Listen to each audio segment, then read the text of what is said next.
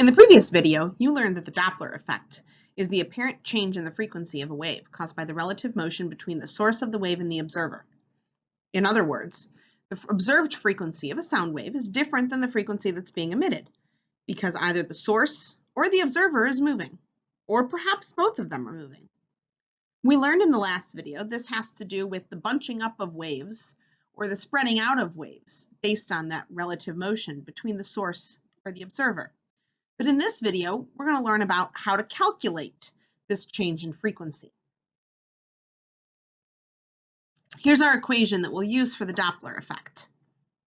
In this equation, the FO represents the observed frequency. This is the frequency of the sound that would be heard by someone who's listening to the sound, or perhaps an object that is detecting the sound. Again, FO is the observed frequency. Fs is the source's frequency. That's the frequency of the sound that's being emitted. So if you hear that the problem says that a train whistle is emitting a sound at 500 hertz, that 500 hertz is what you would plug in for the Fs. There are three different V's in this equation. V we know stands for velocity. The V without a subscript that you see in the numerator and denominator here represents the speed of sound. In this case, or unless you're told otherwise, we'd use the speed of sound at room temperature, or 343 meters per second, for both of those two V's. This V in the numerator here, and this V in the denominator here. V sub O represents the speed of the observer. If the observer is stationary and the source is the only thing moving, then we plug in a 0 for this V sub O.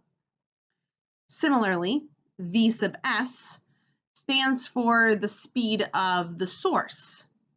So if our source is moving, like a car that is honking its horn, we'd plug something in for that V sub S.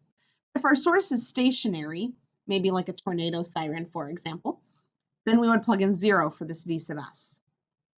One last important thing to know about this equation are some sign conventions.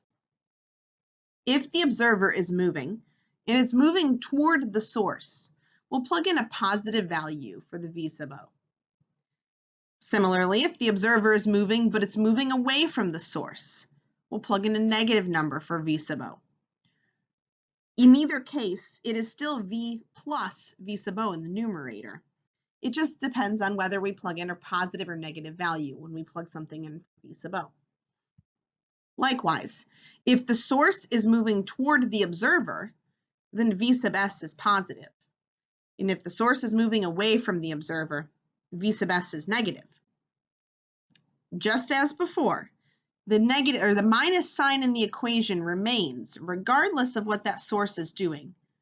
But if, for example, the source is moving away from the observer, I'd plug in a negative number for this V sub S. So we'd end up having this 343 meters per second minus a negative number down here. We'll see lots of examples of this as we go through practice problems in class.